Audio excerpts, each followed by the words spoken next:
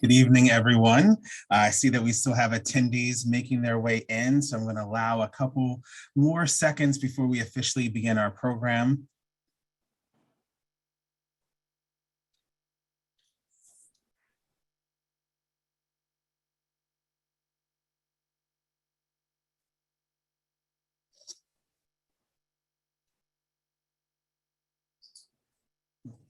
Well, good evening once again. My name is Dr. Jerome Hunt, and I'm the Student Equity Coordinator and Associate Professor of Political Science here at Long Beach City College. On behalf of the Black Heritage Month Committee, students, faculty, staff, administrators, the Board of Trustees, and Superintendent President Dr. Mike Munoz, I would like to welcome you to Long Beach City College's Black Heritage Month closing event and evening with Dr. Cornel West. Before we start tonight's program, we would like to say a land acknowledgement. Long Beach City College acknowledges our presence on the traditional, ancestral, and unceded territory of the Gabrielino Tonga peoples. What a month we have had here at Long Beach City College. For the first time in 2 years, we were able to kick off our Black Heritage Month celebrations in person, where we're able to reconnect, break bread, and really just get back to what it was like pre-coronavirus. We hosted several hybrid events, from a documentary screening that discussed the importance of Black male doctors, to connecting students with their village here at LBCC, to a showcase of student talents. So we have not only celebrated the achievements and contributions of Black African Americans who have inspired others to achieve success, but also fed the community's body, mind, and soul. The feeding of the body, mind, and soul is critical as a fight to protect all Black lives, the protection of our constitutional right to vote without obstruction, and to see ourselves reflected in positive, affirming ways has become even more paramount as we move further away from the summer of racial reckoning and start to embrace our new normal. The quest for equality and equity in our society must not fade into the background, but remain a prominent fixture of our discussions and decisions. Tonight, we will continue to feed the body, mind, and soul with Dr. Cornel West. But before we get to Dr. West, we will begin our program tonight with a moment of silence. So I'd like to ask everyone to, at this time, to take a moment of silence to remember those Black African American individuals we have lost during this pandemic.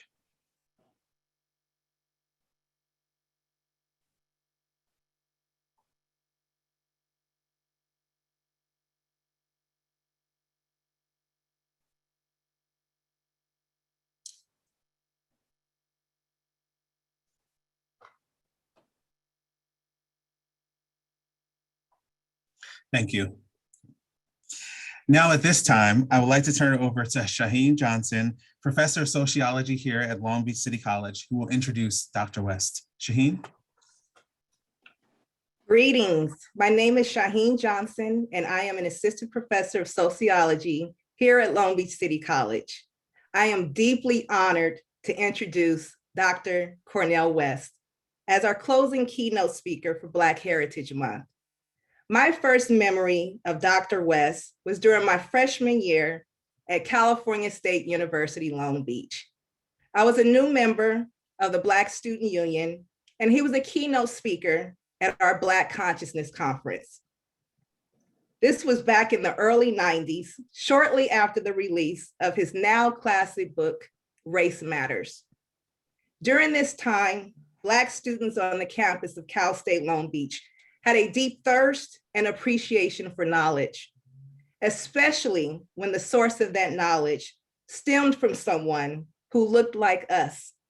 You see, I attended K through 12, never having a Black teacher, even though I was born and raised here in Long Beach, California, one of the most diverse cities in the state. The schools I attended didn't teach me much about Black scholars. So to go to college and be introduced to scholars like Dr. West and Bell Hooks was life-changing. It sparked a desire in the heart and the mind of this first generation low-income college student to become an educator. Now, fast forward almost 30 years later, And here I am with a full circle moment introducing world-renowned scholar, author of 20 books, political activist, social critic, graduate of Harvard and Princeton University, and the Dietrich Bonhoeffer Professor of Philosophy and Christian Practice at Union Theological Seminary, the one and the only, Dr. Cornel West. Welcome and thank you for accepting our invitation this evening. I am so deeply, deeply moved, blessed, and honored to return to Long Beach Community College. Now, though I'm here in New York City, in Harlem, you can overlook and see the lights that my beloved, blessed, marvelous, magnificent wife, Professor Anahita Mahdavi West. We live on 110th Street here. And it's really a reflection in many ways of trying to remain rooted in the best of a tradition of Black people in particular, and of course, just the human race in general. I was deeply moved by that moment of silence because I think we all have very precious memories of those who have gone on. I lost my precious mother just a few months ago, Irene B. West. It's elementary school named after her right outside of Sacramento, California, where I grew up. Of course, she's inseparable from my father, Clifton Shiloh Baptist Church that shaped and molded me. But I think of Bob Moses, one of the great freedom fighters. I think of Glenn Ford, revolutionary journalist, founder of Black Agenda Report. I think of James Ntume, my dear brother, one of the great musical artists of the 20th century. I think of Greg Tate, one of the great literary and musical critics, died at 64. And of course, the one and only Bell Hooks herself, passed during this period. I know you have many, many other names. We could talk about Sidney Poitier, we could talk about Lonnie Guinier, there's so many others. But we the quick, we the living, we the breathing, we must never, ever forget those who came before, who sacrificed so much for us. We are who we are because somebody loved us. Somebody cared for us. Somebody attended to us. To the precious students at Long Beach Community College, when you have leaders, professors who deeply care for you, it matters. I want to salute the captain of the ship, my dear brother, President Michael Munoz, and Brother Lee Douglas, Dr. Douglas, Vice President. Indeed, oh, there's a special, special sister named Cheryl Williams. Oh, what a gem she is, at a facility, touching people's lives in so many ways, on so many different levels. Then there's the Justice Scholars Club. Oh, that's my dear Nahita's group, who love her so. And of course, she gives heart, mind, soul, time, energy to you and to all of the wonderful students. How many times we've had long conversations talking about what she wants to do to be a force for good at Long Beach Community College and to never get discouraged no matter what she is up against. Sister Denise Walker, oh yes, President, sorry, I think of Justice Scholars. And I could go on, but I think it's very important because you see, you can't really begin talking about Black History Months without talking about the remembrance, reverence, and resilience all at the same time. I know my dear brother Kanye West, and he might be my cousin. He's a lyrical genius. He is an artistic giant in so many ways in his music. He said, well, we just need a Black Future Month. Let's do away with Black History Month. We say, my dear brother, there is no Black future without connecting to the best of the past, so that best of the past can intervene in a present in our own lives. So part of the afterlife of those who came before becomes part of our life in the present to authorize a better future. So Brother Kanye is partly right. He's talking about the third dimension of time, the future, but there's three dimensions of time. There's future, present, and past. And Sankofa is the connection of those in the present with the best of the past in order to create a better future. And so on this last day, Black History Month, my dear brother, Dr. Jerome Hunt, thank you and all of those who work together to bring me here. And like a jazz man, I come to play my instruments, to sing my song, but also to learn and to listen.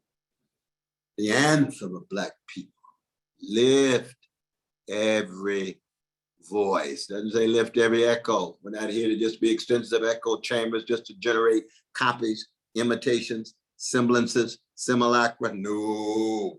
We're here because we have a deep love, care, and concern for every precious student at Long Beach Community College, no matter what color, gender, sexual orientation, class, and national identity, so that you will learn something of the best of the human spirit when you look closely at the history of Black people, the doings and the sufferings, the domination and the resistance, the sorrow and the joy, the ugly circumstances and the beautiful responses of Black people.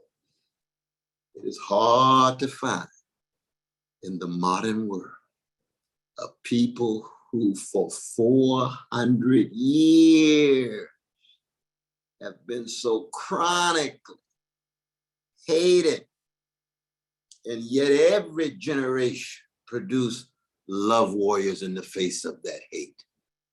Look at Sojourner Truth. Look at Harriet Tubman, 19 times back into the belly of the beast to rescue those precious enslaved Africans, to bring them to the North and sometimes to Canada. Oh, look at Frederick Douglass, finest orators of his day, never went to college, never went to a place like Long Beach Community College, but 2 colleges went through him, owing to his love of truth. The condition of truth is always to allow suffering to speak, owing to his love of beauty, and beauty is always, as the great German poet Rilke reminds us, wrestling with terror, wrestling with trauma. And let us be very honest, it's hard to find a people who for 400 years have been so terrorized and yet keep dishing freedom fighters for everybody, choosing not a Black version of the Ku Klux Klan. Black folk could have done that. If we did, there'd be no American democracy. It would have been American fascism a long, long time ago. The Klan attack us, the Black version of the Klan attack back. No, we produce Ida B. Wells Barnett. I'll write about Red Terror, but I want freedom for everybody. Martin Luther King Jr., Love Warrior 2, Freedom Fighter 2. I want freedom for everybody. What is it about these people, these great people, producing such a great tradition of love warriors and freedom fighters, and in the face of trauma? My beloved Anahita talks a lot about trauma. Talks a lot about how you respond to trauma and overcome trauma. And one of the lessons of Black history is you don't respond to trauma by being a wounded hurter, but rather being a wounded healer. You don't respond to trauma by simply spreading more sorrow, but like Louis Armstrong or Ella Fitzgerald, you spread joy. You'll become a joy spreader and a wounded healer. And so, yes, talk about Black History Month. We're really digging deep into the most universals of values of the human species. What can be more universal than love of truth and beauty and goodness? Now, I speak also as a revolutionary Christian, so I have a love of the holy, very deep commitment to a Palestinian Jew named Jesus that comes out of that rich prophetic Judaic tradition of Hebrew scripture that says, Hesed, loving kindness and steadfast love to be spread to the orphan, the widow, the fatherless, the motherless, the persecuted, the subjugated, the dominated, the exploited, the degraded. Yes. And when you think of the love warriors, freedom fighters, the last 50 years, we do think of my dear sister Bell Hooks. I was glad to see her book on love, the bestseller, after she passed. I did talk to Brother Kevin, her dear friend, who was with her sister when she died, as Bell Hooks was listening to the silky soul of enchantment for the great rhythm and blues groups of the 1970s and 80s. And they wrote a song called Gloria, Gloria, oh, Gloria, things ain't the same. Bell Hooks' real name was Gloria Watkins, or at least the name that her mom and daddy gave her in Kentucky. She's listening there. And what is she doing? She's taking in all of that Black creativity, all of that Black love, all of that Black sonic subtlety, all of that Black gut bucket sophistication that you hear in the great musicians. She could have been listening to John Coltrane's Love Supreme. She could have been listening to Stevie Wonder's Love and Anita Love. She could have been listening to Marvin Gaye's What's Going On. She could have been listening to Sarah Vaughan singing Sin and the Clowns by a genius named Stephen Sondheim. She could have been listening to the Delphonics or the Dramatics or the Miracles or the Jones Girls or the Emotions. She could have been listening to Mary J. So many love warriors, freedom fighters, wounded healers, joy spreaders. Can you imagine what the modern world would be like without those Black love warriors and freedom fighters and wounded healers and joy spreaders? Can you imagine American culture without Black creativity and fortitude and Black moral action, not just in music, not just in politics, not just in religion, but in the everyday relations and encounters that one can have and does have if you try, with the best of Black humanity. And this is not a question of skin pigmentation. No, not at all.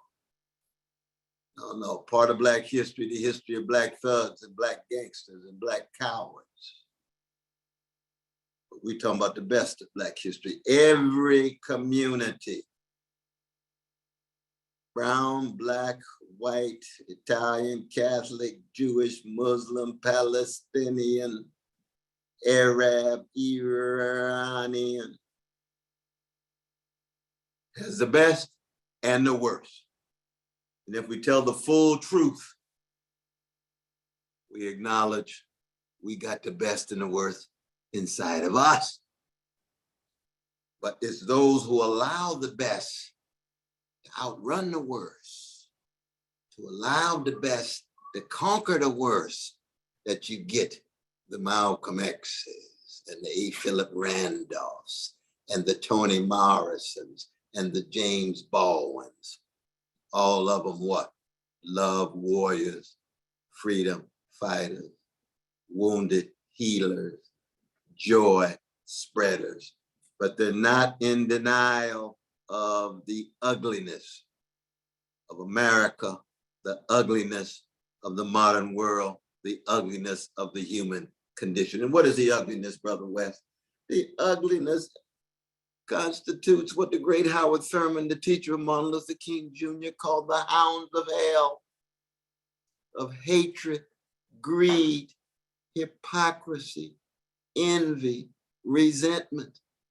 And of course, white supremacy has been organized hatred, institutionalized greed, routinized contempt coming at Black folk every day.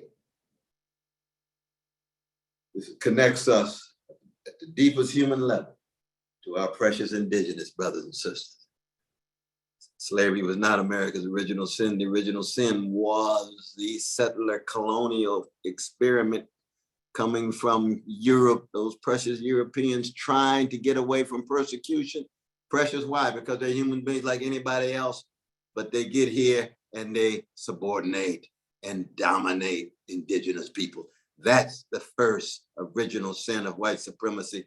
The second original sin is the enslavement of precious, dignified Africans.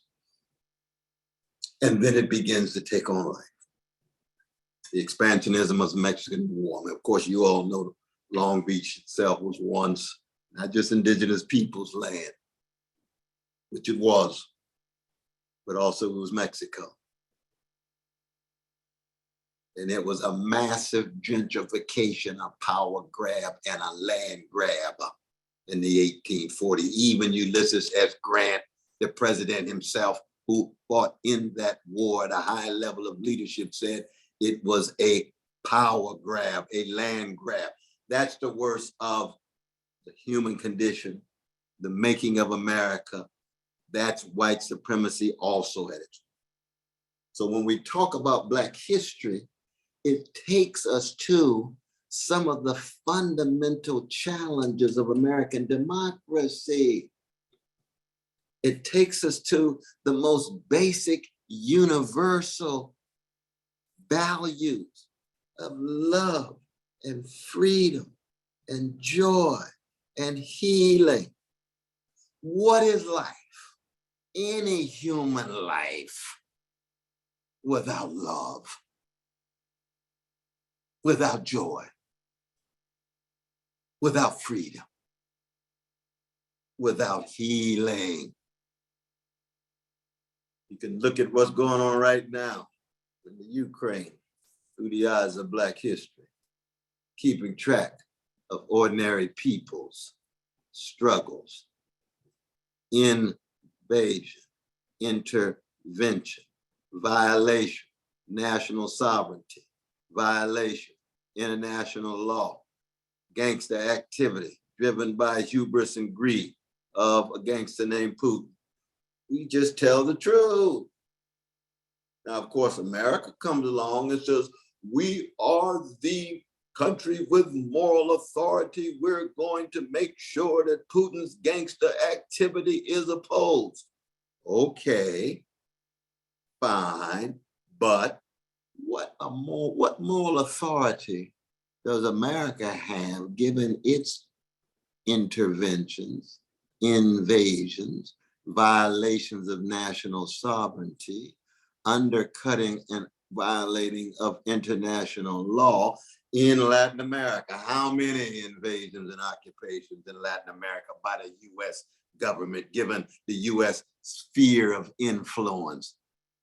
Putin's gangsterism is learning from a US's gangsterism and the way in which too many of our brothers and sisters in Latin America have been treated over the last 150 years. Look at the invasion: Grenada, Panama, Dominican Republic, Brazil, occupation of Haiti. We can go on and on and on. We haven't even got to the toppling of democratic regimes in Iran, Guatemala, Honduras. So yes, Black history provides a lens to keep track of truth, goodness, and beauty. And it has international implications because we are called to be in solidarity with all who suffer. So we begin with the Black suffering and then make connection with solidarity with other oppressed people. They could be Dalits in India. It could be landless peasants in Brazil. It could be Roma, so-called gypsies in Europe. It could be African peoples in Africa wrestling with the effects of a colonial ugliness and barbarity. It could be physically challenged, precious brothers and sisters, and their humanity overlooked. The deaf, the mute, the blind, could be the elderly. Love, freedom, joy, healing. So let us not be deceived. Let us be clear that when you're talking about Black history, we know it's the shortest month of the year, February. Cold on the East Coast, very nice still on the West Coast. But it is at the center of what education is all about. It's not marginal, it's not peripheral. What is education about? Love of truth, love of goodness, love of beauty. What is education about? The formation of attention, attending to the things that matter and getting beneath the superficial surface. It's about the cultivation of critical thinking, to think for yourself, to be a voice, not an echo. It is about the maturation of a mature personality, a mature soul that has a sensitivity to the suffering of others. So you don't end up just smart, but still cold and callous in your heart. You don't end up just highly skilled, but your heart is empty of compassion and sensitivity to others. The best of Long Beach Community College. And of course, I believe that my beloved wife, Anahita, represents the best, but she got some rich colleagues, rich in spirit. I know you're all not rich financially, but rich in spirit, concerned about the formation of attention, concerned about the cultivation of critical sensibilities, concerned about the maturation of a loving, compassionate soul. That's the best of Long Beach Community College. That's the best of Harvard, Yale, Princeton, University of Chicago, UC Berkeley, California State University in Northridge, any university, any institution of higher learning. So when you think about Black history, you should always think about quest for truth, goodness, beauty. And for those of us who are religious, the holy, and how the holy connects to truth. How love of truth is tied to the truth of love. How concern for the good tries to convince us to be courageous, to be forces for good. As we try to understand the complex world and the relation between the past and the present, history and the contemporary moment, and the love of beauty, which has to do with those things that constitute sources of fortitude in our lives that help us to keep it on, like a Curtis Mayfield song. Keep on keeping on. Yes, yeah, professors like my dear sister Rachel, Karen, Walter, Mark, Nurse program. Oh, yes, all of these forces for good, Long Beach Community College. So anytime you see insensitivity, anytime you see callousness toward others, anytime you see indifference toward others, and the great William James, one of the great American philosophers, the last 150 years used to say indifference is the one trait that makes the very angels weep. The great Rabbi Abraham Joshua Heschel, who wrote, indifference to evil is more insidious than evil itself. And we're living in a moment of such spiritual decay and moral decrepitude that when we talk about Black history and the focus on love and joy and freedom and wounded healing and joy spreading, we're in a moment where we're seeing the exact opposite. We're seeing escalating neo-fascism, escalating organized hatred, escalating institutionalized greed of the 1% at the top, gaining billions and billions and sometimes trillions of dollars, and yet we don't have enough money for dealing with the precious homeless. Not just in Los Angeles, but around the country. We got a military budget, $786 billion, and now that the wars rise or emerge as possibilities, more $1 billion are found. But as soon as you talk about quality education, jobs with a living wage, as soon as you talk about single payer healthcare, so everybody has access to quality healthcare, soon as you talk about $15 minimum wage, as soon as you talk about the highest quality of education available to folk, hard to find money, but we can find it for wars. Oh yes, over and over and over again. Even while Wall Street and Silicon Valley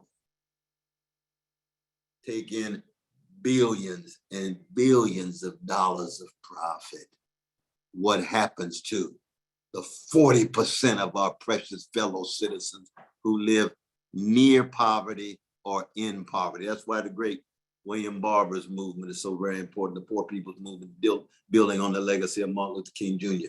William Barber's Poor People Movement with Sister Thea Harris is Black History in Motion.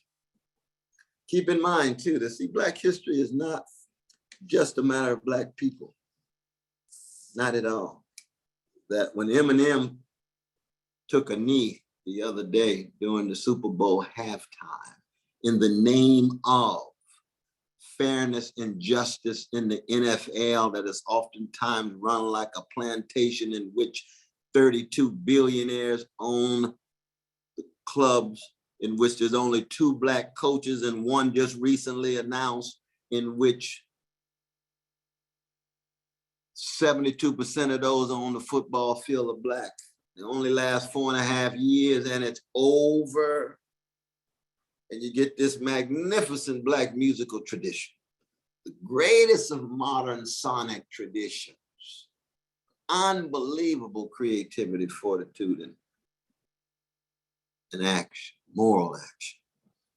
And it's the Vanilla brother who took a knee. And I love Snoop, I love Dre, Mary J is my queen too. I love all of them up there, 50 Cent too. But they didn't have the courage to be in solidarity with Brian Flores, our dear Black brother from Honduras and Brooklyn. Courage is the best of Black history. John Brown, courage, Vanilla brother.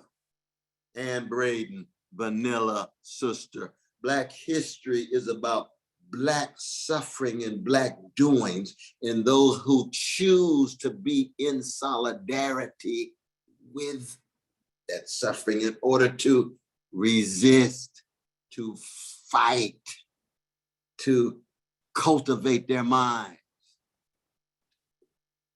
make sure their souls are mature, so they're concerned not just about a narrow slice of humanity, but all of humanity in the end.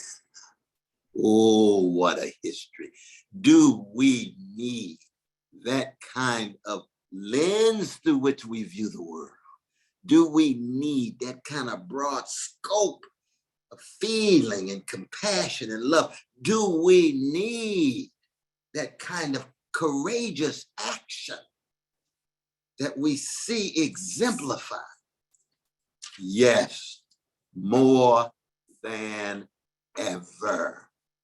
We've got escalating ecological catastrophe as the planet itself and the environment more and more squeezed in such a way that it begins to strike back at us. We've got possible nuclear catastrophe manifest recently. Gangster Putin saying, I got my finger on the button. I got nuclear weapons. Don't mess with me. US has its nuclear weapons. We got economic catastrophe, grotesque wealth inequality. We've got psychic catastrophe, increasing depression, despondency, people feeling like they're in the world all by themselves, losing hope, feeling helpless. We've got social catastrophe as the culture polarizes and gangsterizes into silos. People are unable to talk to one another. People are unable to disagree with one another. You see, the Black freedom struggle has an anthem called Lift Every Voice, I said. And in lifting every voice, it means you listen to the voices, even with those you disagree, whatever color they are, because you can learn from people you disagree with. You don't cancel them. You don't demonize them. Black folk come from a history of being canceled on every possible level. Therefore, we don't go around at our best canceling others. People do have a right to be wrong in the conversation because we learn from one another. But you have to be grounded in the best of your own ROOTS, your roots, so that your ROUTES, so that the routes that you take are grounded in the best of the roots that you are grounded in. And what are the best of those Black roots? Yes, the best of those Black roots do, in fact, have to do with very deep love, joy, freedom, wounded healing, joy spreading. As a dear sister, our dear sister, Pastor Cherie, just recently acknowledged the anniversary, one of the student founders of Justice Scholars. Oh, what a love warrior she was. I met her, talked with her. See, Black history is not just about the famous names of the pantheon that end up in a museum. Our dear sister pastor, oh, she was a great exemplar of the very thing I'm talking about in her own way.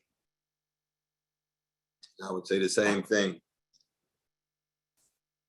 about my grandmother and my grandfather and my aunts and uncles. May not be that well known. I don't exist without them. And you know, in your own past, your own precious memory of those who came before, that you don't exist without them.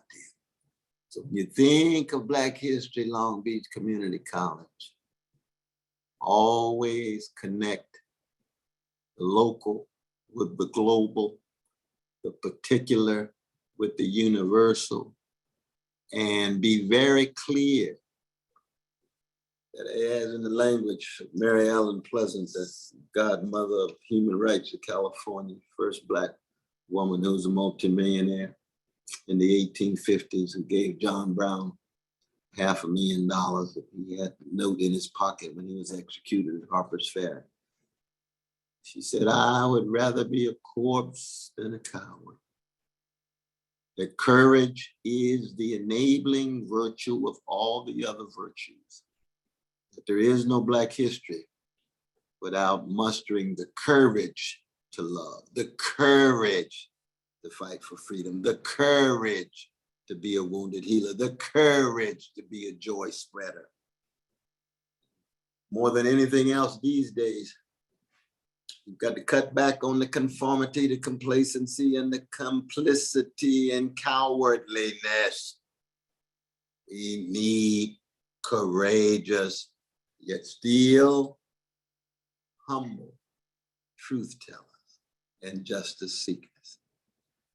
Yes, that for me is what Black History Month is about. And I hope, my dear brother, Professor Jerome Hunter, I've said enough to whet your appetite, because I'm here for dialogue. I'm here to learn, and I'm here to listen.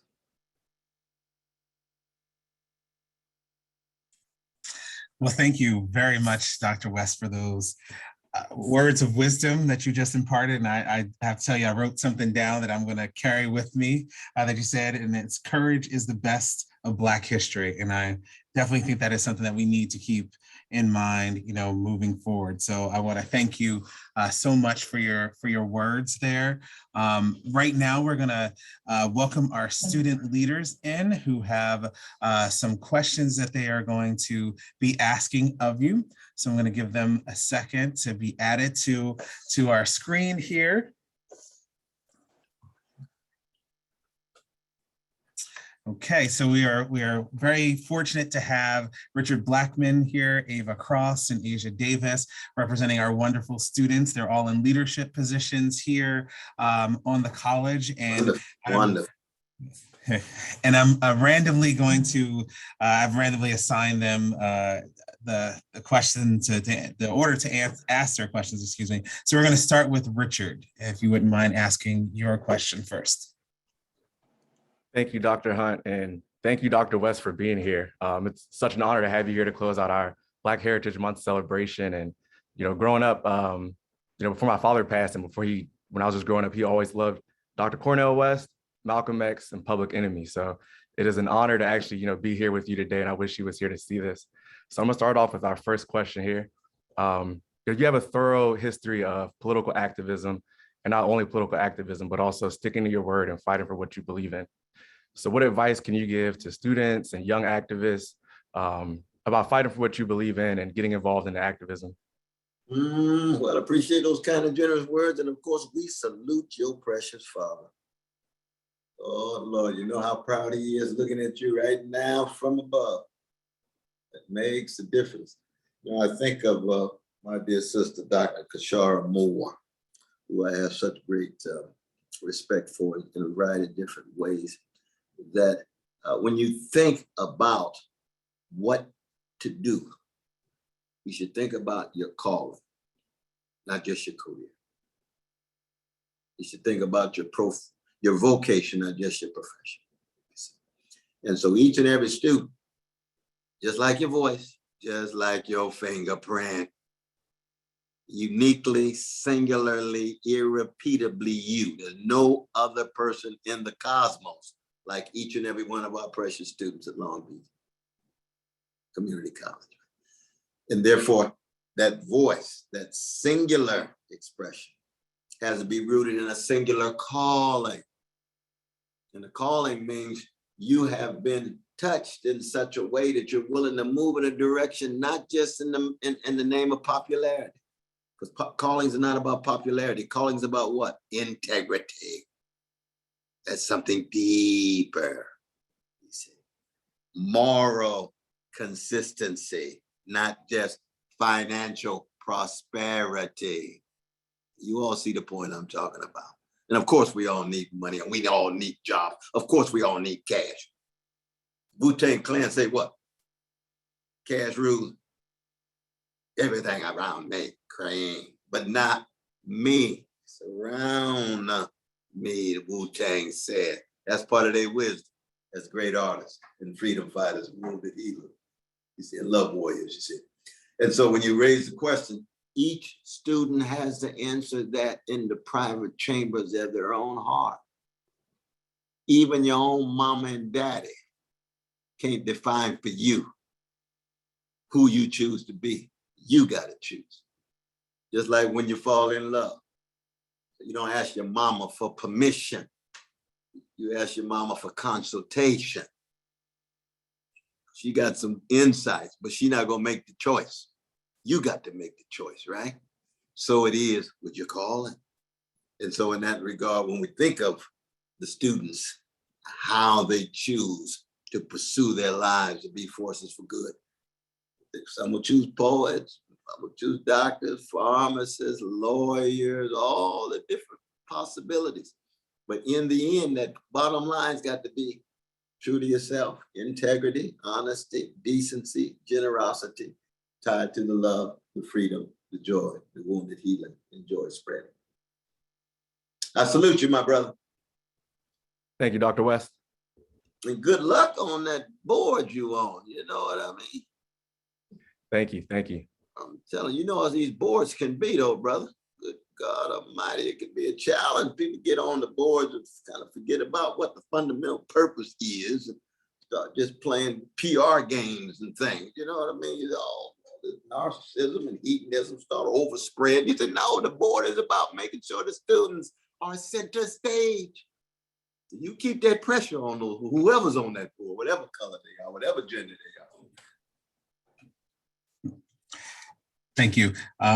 So I forgot to mention the roles of our students before I started on the question. Sure. So Richard Blackman is our student trustee. Ava Cross is our president of our associated student body, and Asia Days, excuse me, Asia, is our president of our sociology club on campus here. So we got 2 presidents and a student board member. Yes, we do. Oh, that's beautiful. That's beautiful. So next we're going to go to Ava for your question. Thank you, Dr. Hunt, and thank you for inviting me to be here. I'm so excited. And Dr. West, it really truly is an honor. I'm sure you're going to be hearing that a lot tonight. I actually really loved what you had to say about don't ask for permission, ask for consultation. And I'm hoping I can work that into my own question a little bit.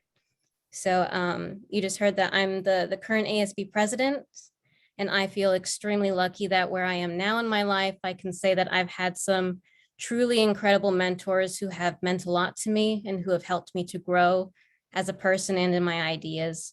Whether it was someone who you'd come to know through civil rights activism, attending and or teaching at several of the premier educational institutions in the nation, or perhaps even someone you remember from back in grade school. Are there any particular persons who you might credit to having had an especially strong impact on you and some of your life's choices?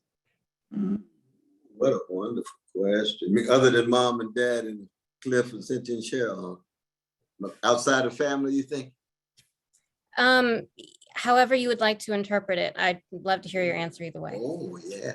No, I couldn't get outside of the family because mom and dad are the major influences, Clifton and Irene West. And then my brother Clifton, who was 3 years older than I am, went to UC Berkeley, set so many track records, ended up being the first professor at MIT, track coach, went back to Sacramento, and has been a coach. Had tremendous impact on so many young people. I'll never be the human being he is, and neither one of us will be the human beings that mom and dad were. And my sister Cynthia and Cheryl, they're just as deep as they could be. In fact, in some ways, they're deeper love way than I am. I'm just a little bit more visible. That's all. Just a little bit more visible. So I love your question in terms of acknowledging the ways in which no one of us is self-made. No one of us gave birth to ourselves. No one of us taught ourselves a new language. Language was already in place. That mom was already there delivering us, and dad and the other loved ones there to help shape us, grandma and the others. So it's hard for me to get outside of my family. And if I did get outside of the family, it'd be Shiloh Baptist Church. We have Willie P. Cook and Deacon Hinton and Sarah Ray, my vacation Bible school teacher. But they taught me the deepest forms of wisdom. You know, the kingdom of God is within you, and everywhere you go, you ought to leave a little heaven behind. Oh, that's profound wisdom. See, I was told that when I was 5 years old at Shiloh, and I never forgot it. I never forgot it.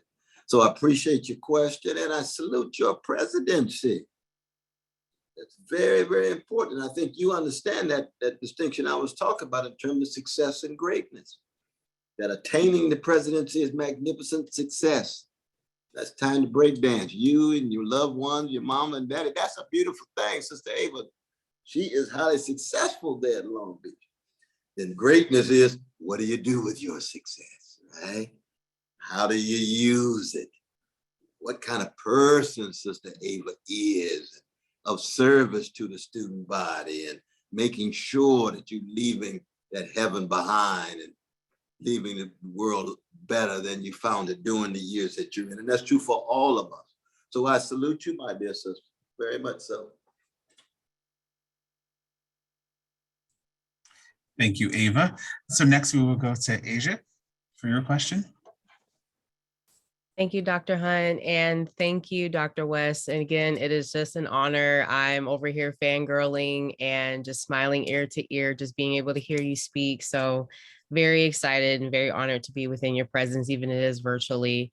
My question, I would say, since I'm a film and sociology student, and I recognized you in the Matrix series. I know you're in I think number 2 and number 3.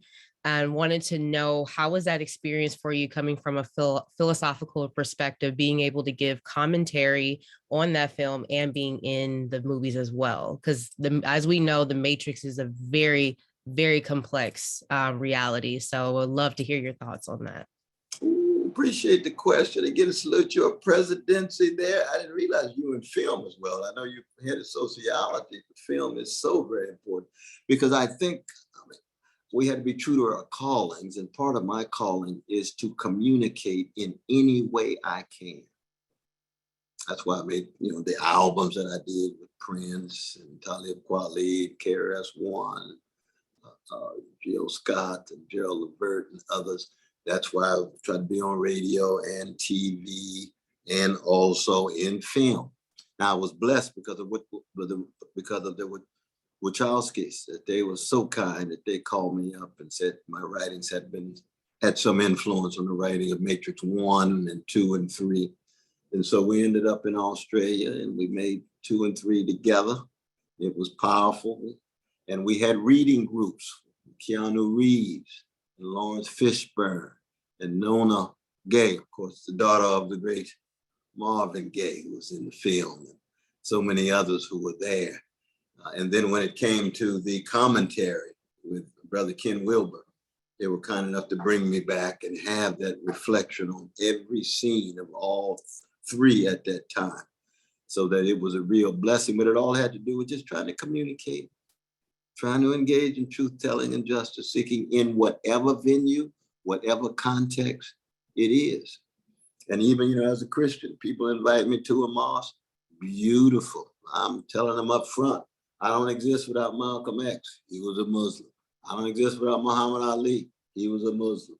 I don't exist without the greatest of all time in hip hop, Rakim. I know we can get a little controversy there with Biggie and Tupac and the others, but I think, man, he's Muslim too. So as a Christian, I'm deeply rooted in embracing my Muslim brothers and sisters. You see what I mean? Somebody invite me to a synagogue. Oh, I'm going to embrace my Jewish brothers and sisters, but I'm going to go in there and tell my truth. Talk about Amos. Talk about Esther. Let justice roll down like waters and righteousness like a mighty stream in all of the nations. It's universal. Coming right out of Hebrew scripture. Buddhists, bell hooks. Buddhists coming out of the Baptist church. Buddhists for the last 45 years of our life. Deep Buddhists. I have an appreciation of my dear sister Bell Hooks' genius, her intellectual work, and her Buddhist sensibility. Mahatma Gandhi, Hindu. Oh, I've got so much to learn from Gandhi. Even though he wasn't totally correct when it came to the caste question and treating of our Dalit brothers and sisters, didn't go far enough, but I understand he's also got some riches because all of us have various faults. All of us have various limitations in what we see. And then we got the atheists and the agnostic. Oh, I love them too. They got something to add. They got some deep insights. Franz Kafka, oh my God. We can go on and on with the atheists and James Baldwin, the agnostic. Do we learn from those folks? Absolutely, very much so. And of course, this is just another way of saying that the best of the Socratic tradition of questioning and the prophetic tradition of bearing witness is at work, the best of Long Beach Community College.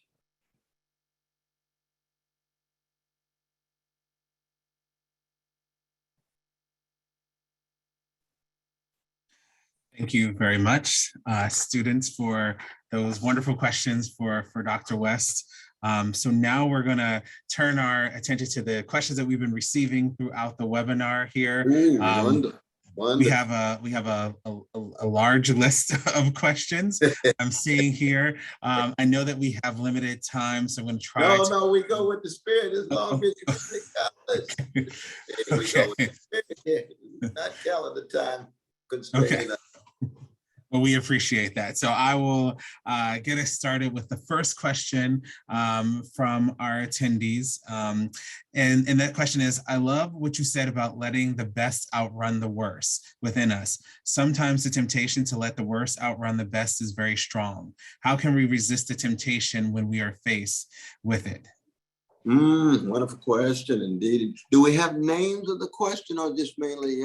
I only have, looks like I only have just the questions. I don't actually have the names. Okay, Sorry. it's always nice to mention the name. But no, I think we have to recognize that there's always a civil war taking place on the battlefield of our own souls.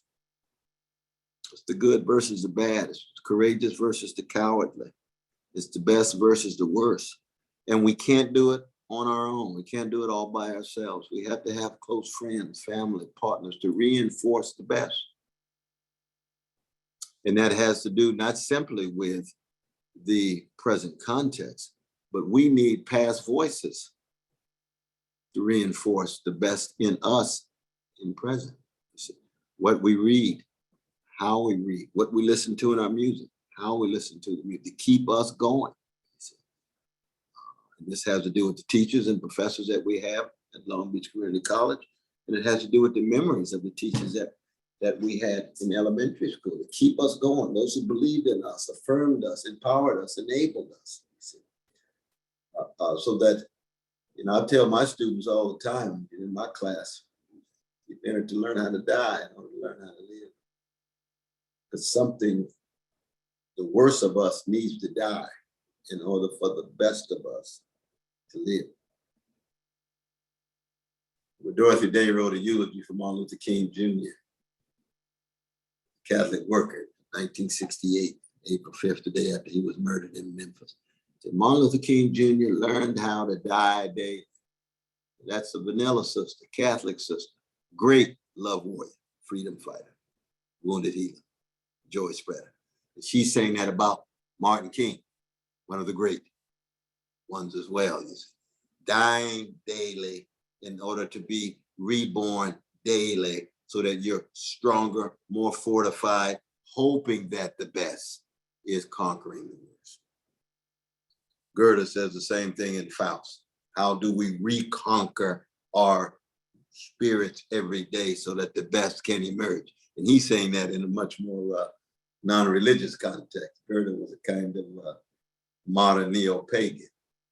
He was not entangled in religious sensibility in the way that many of us are. But it's just, the insight is still the same. It really is. Thank you for that response. That's very powerful. Yeah. So the next question, and I do have the name for the person that gave that question. It was Noah LaBarbara. Brother Noah, tell him thank you. Tell him thank you. Okay. So it looks like our next question comes from Sky Kennedy.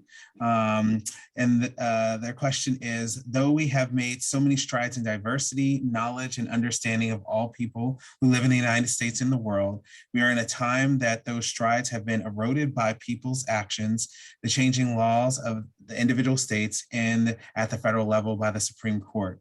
Do you believe the country is headed for another time of Jim Crow or worse? And what can we actually do about it? Boy, that's a beautiful question. And we got the name for that questioner? Yes, it was Sky Kennedy. Ooh, Sky got some deep things going on. Because the future we just don't know. It's open-ended and unfinished. But there are strong tendencies right now for fascism. What is fascism? It has a white supremacist public face against Black folk, immigrants, against poor folk, against Arabs, Jews, Muslims, Middle Easterners, and Asians. In the background, big money, top 1%, own 35% of the wealth. In the background, militarism, where 60 cents for every $1 goes to the military industrial complex. And we got a few 40 cents left over for everything else, healthcare, education, blah, blah. So that if the powers that be, Wall Street, Silicon Valley, and others, capitulate to the emerging neo-fascists, especially the Republican Party, then our dear questioner is on to something very, very scary and dangerous. The only reason why we have a degree of democracy and freedom in the United States is because every generation in America has fought through blood, sweat, and tears to preserve whatever freedom and democracy the early generation passed on to them. There is no guarantee that there's going to be progress and toward a perfect union, not at all. And from Black history, we learn you got slavery under the US Constitution for the first 75 years. So those beautiful words in the Constitution still made the Constitution pro-slavery in practice until there was the most barbaric civil war where 720,000 precious human beings were lost. That's twice as much as the Americans lost in World War II 100 years later. So that's beyond fascism in terms of outright vicious white supremacist barbarity. And then the president, Jefferson Davis, head of the Confederacy, engaged in the violent insurrection to overthrow the US government. After 720,000 dead, he goes to jail for how long? 2 years. He's bailed out by who? Primarily Cornelius Vanderbilt, who wants railroads, who's after his profit, who wants to make the South similar to the industrial capitalist North with the same policies against organized workers, same policies reinforcing patriarchal households, same policies keeping Black folk in sharecropping and tenancy doing Jim Crow. So the Union Army will win the war, white supremacy will win the peace, and for another 100 years, there's American terrorism called Jim and Jane Crow. Every 2.5 years, for 50 years, some Black woman, some Black man, some Black child will be hanging from some tree, that strange fruit that the great Billie Holiday sang about, with Jewish brother Maripol writing the lyrics. American history through the eyes of Black doings and suffering. That's why the 1619 Project is so controversial. That's why critical race theory now is being trashed.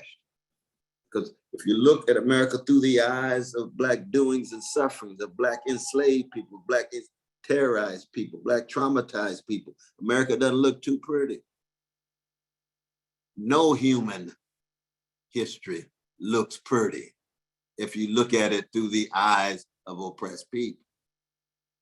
And yet we have to find the truth. Now, I don't believe that any one people have a monopoly on truth. I don't think Black people have a monopoly on truth. We can be as wrong as anybody else. Just like I said, we got our thugs and gangsters too. We got lies and crimes too. We commit crimes too, just like anybody else. We're human. That's what Black history is about. Let's keep track of the humanity of a people whose humanity has been called into question, attempt to dehumanize it. When you keep track of Black humanity at a deeper level, you discover something about yourself. Because you're human too, whether you, whatever color, or country, or class, or sexual orientation, or non-binary, whatever it is, whatever religion or non-religion. And so this question of what the future looks like depends on what we do. Hatred triumphs over love, cowardly triumphs over courage, then America goes fascist. And there's a chance of that. There really is. We got to fight back. We got to fight back.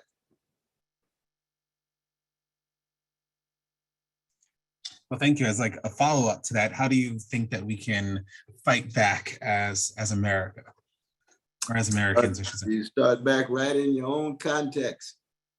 You say, I commit myself to integrity, honesty, decency, truth-telling, and justice-seeking. I'm going to treat people fairly in my own context at Long Beach Community College. You got to be a site where truth-telling and justice-seeking flourishes. Not all the posturing and posing and all the pretty language, but then on the ground, you don't really want to execute what you're talking about. Oh, no, not at all. You got to be able to try to be for real. See, Black history is not about sanitizing and sterilizing and deodorizing your discourse and you're afraid of the funk. No. Bootsy Collins and George Clinton and James Brown and Betty Davis and Chaka Khan and a whole host of love warriors and freedom fighters are funk masters. Because it's in the funk that you find the love and the freedom. Remember Sly Stone say, thank you for letting me be myself again. It's funky. What is he getting in the funk? Freedom. What's he getting in the funk? Love. What does that song do if you listen to it close enough? It will help heal some of your wounds. What else will it do? It spreads some joy in your life. Well, maybe I'm just talking for myself. Sly brought a whole lot of joy in me. He gives me a whole lot of love. Oh, I feel empowered. I just did, Sly got an album coming out called Destiny with an Italian brother named Sal. And the three of us got a song together called Destiny. Because Sly for me is one of the great figures, artistic figures. And keep in mind, Sly Stone, Sam Cooke, Curtis Mayfield, geniuses and giants, never won a Grammy. Milli Vanilli won 2. Meaning It's what? true. You're not in it just for white approval of the mainstream. Sam Cooke, Sly Stone, Curtis Mayfield, love warriors at the highest level. Forget the Grammys. Don't need a Grammy for their greatness. If they got a Grammy like Aretha, if they got a Grammy like so many, like Prince and the other, they're great, but they're not great because they got a Grammy. The Grammys had to catch up and acknowledge their greatness. And some of them were great, never got a Grammy. Of course, this is true for the Nobel Prize in terms of Tolstoy and Chekhov and Joyce and Virginia Woolf and Joseph Conrad. Never got a Nobel Prize in literature, but they're great literary artists. So don't confuse the success with the great. We were talking about that with our dear sister Ava, the beloved president. I say beloved because she'd been elected. Anahita's beloved because she loved by me. But the president, you know, she understands the difference between success and greatness, and she, of course, aspires to both. So God bless her. Thank you. Let's see. Our next question comes from Travis Heights. And Travis, brother Travis. their question is, I feel the best way to contribute personally to generating equality for all is voting to elect leaders who enact changes that truly help lives and accomplish this. What is your advice for someone who is discouraged? This may never happen. Well, one is you never want to put all your eggs in one basket, which means that you never want to put all your hope just in voting. Voting is one way of lifting your voice. Going back to the anthem of Black folk. It was a long, long time Black folk could not vote at all, but our voices were still lifted. Our voices were strong, putting pressure on the powers that be. Sometimes you got to hit the street. Sometimes you got to go to jail. That's your voice being lifted, but not necessarily in the voting booth. Now, when the voting booth finally was made available to Black people, especially the vast majority in the South, 1964 and 65, that then the question becomes, you got to get politicians with integrity. But the only choice you have between politicians who are already beholden to big money and corporate interests, then your vote itself contributes to the rule of corporate power and corporate domination. So you need folk who bring critique to bear. That's one of the reasons why I broke my neck twice for dear brother Bernie Sanders, my dear secular Jewish brother from Brooklyn and Vanilla, Vermont. That he is such a force for good in terms of being concerned about what the best of Black history is about, which is empowering poor and working people. So you try to connect with those politicians who are trying to empower poor and working people. And there's fewer and fewer politicians like that. There's still some around, but it's fewer and fewer because so many of our politicians, you know, of course, as a distinguished political scientist, that our electoral political system is just so dysfunctional and so tied to big money and huge donors and benefactors that it's hard for poor and working people's voices to really shape public policy. But we have to continually raise our voices in the voting booth. I'm with Travis, yes, indeed. But when you vote, you got to think critically. Make sure you're choosing those candidates who are really going to pursue the kind of values that I represent, for me, the best of Black history, which is, and I think it's the best of Hebrew scripture and of a deep moral and spiritual sensitivity to the suffering of the vulnerable, oppressed peoples catching hell, in the language of the great Malcolm X. Thank you. Thank you for that. Our next question comes from Ashley B. And that question is, how can I take in knowledge from others without being offended by opinions I do not agree with? Oh, Sister Ashley B, she asked a crucial question, definitely. Well, one is, though, you want to have a thick skin, you want to have a thick armor, that there are going to be some things that are offensive, and you want to let people know because you don't want to be disrespected without some kind of response. But the crucial thing is that, you know, that there's going to always be disagreement. And that's true not just between Black and white, that's true within Black and Black, not just between Black and brown, within brown and brown. There's disagreement at the Thanksgiving table of our families. So we have to be able to have a strong enough armor that we're not disempowered when somebody says something that's offensive.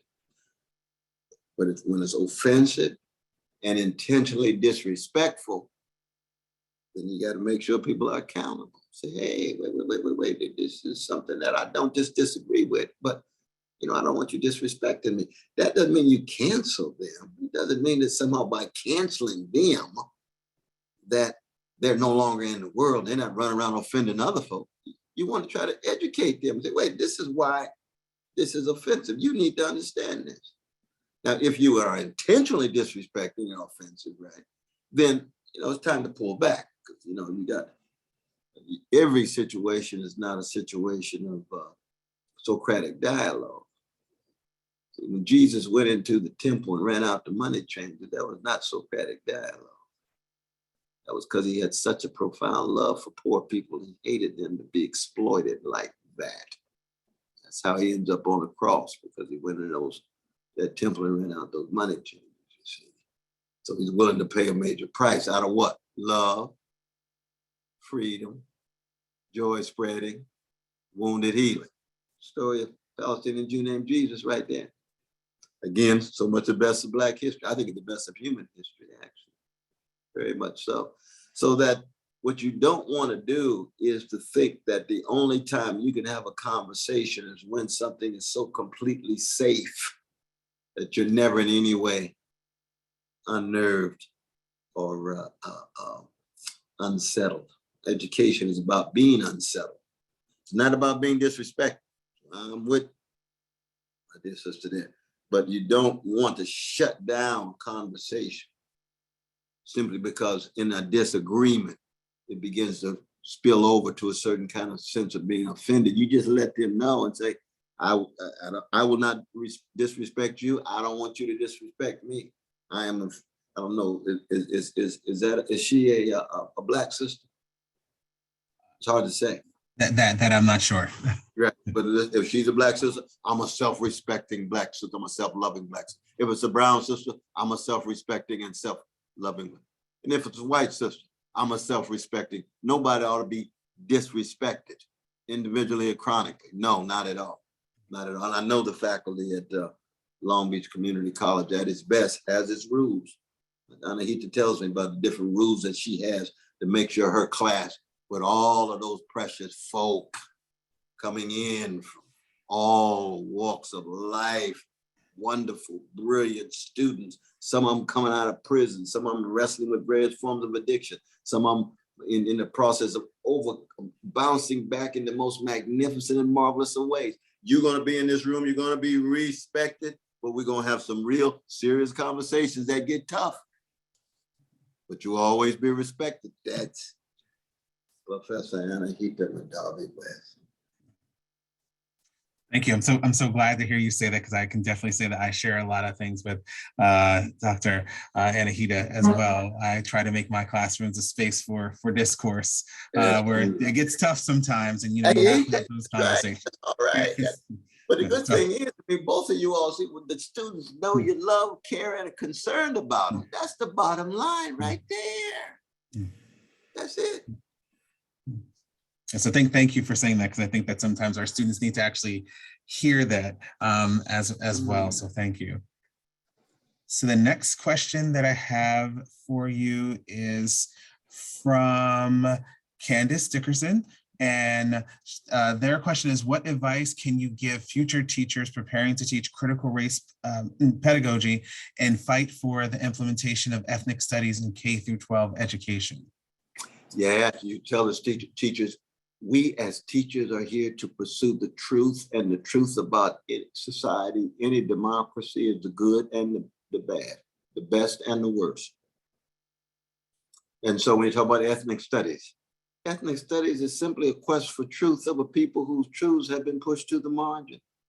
Critical race theory is just a quest for truth. But the voices of Black people for so long have been pushed to the margin. You see?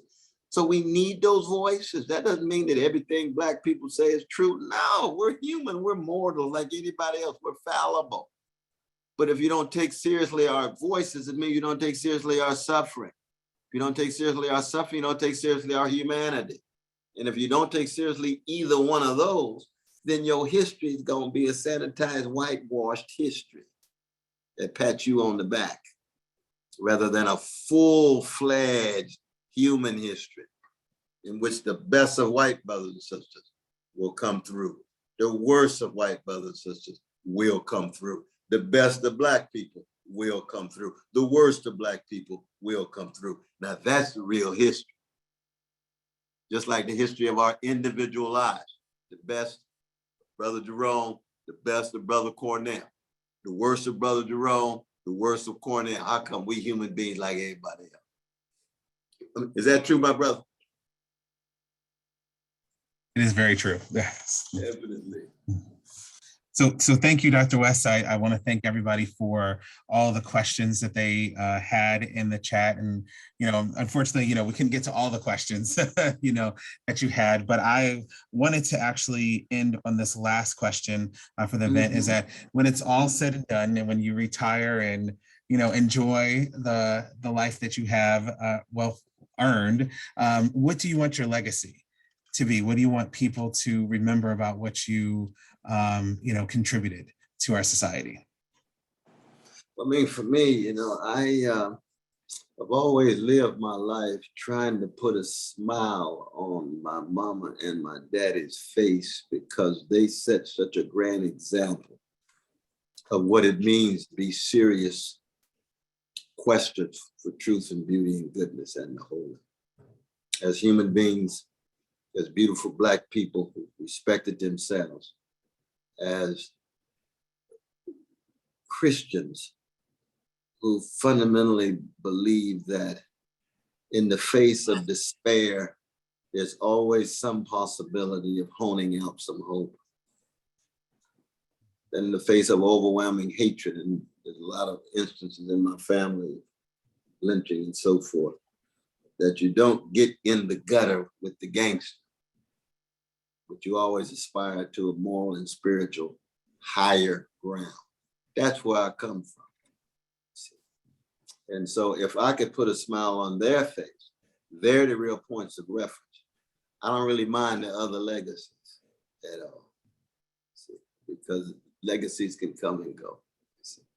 But the high moral and spiritual standards, that's what I hope people will keep track of in terms of, here was a brother who tried